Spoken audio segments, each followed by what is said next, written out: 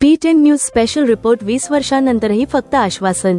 सिरोंच्यातील रमेशगुडम उपसा सिंचन योजना कागदावरच, शेतकरी हवालदिल. नमस्कार, मी प्रिया देशमुख.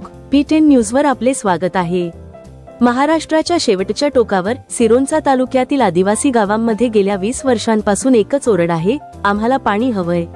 इंद्रावती नदी डोळ्यांसमोर बारमाही वाहते, पण शेतकऱ्यांच्या घशाला मात्र उन्हाळ्यात कोरड पडते.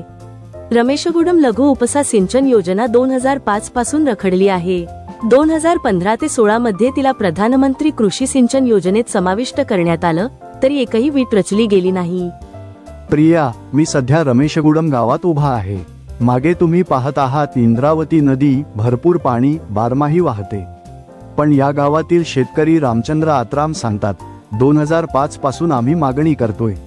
आम्ही पत्र लिहिलं, आंदोलन केली, आमदार खासदार बदलले, सरकार बदलली, पण योजना बदलली नाही. आजही आमची शेती पावसावर.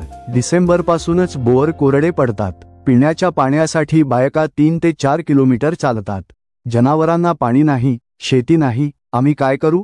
या योजनेमुळे लाभ होणारी गावे रमेशगुडम, झिंगानूर, येडसिली, वडदेल्ली, मंगीगुडम, करजेली, किष्टव्यापल्ली, कोर्ला, पुल्लीगुडम, पेंडलाय, सोमनपल्ली, एकूण 11 गावे.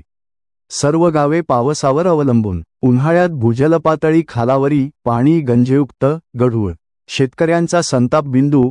तेलंगणाच्या मेडीगट्टा धरणाला महाराष्ट्राच्या पाण्याची मंजुरी झटपट मिळते, पण आमच्या 20 वर्षांच्या मागणीला आजतागायत उत्तर नाही. आमच्या नद्यांचं पाणी तेलंगणात जातं आणि आम्हाला पुढच्या वर्षी असं सांगितलं जातं. हे कधी थांबणार? प्रिया, हर खेत को पाणी हे घोषवाक्य इथे फक्त कागदावर आहे. इथले शेतकरी म्हणतात, नदी उशाला, कोरड घशाला. ही म्हण आमच्यासाठी रोजचं सत्य आहे. ही योजना कधी मार्गी लागणार?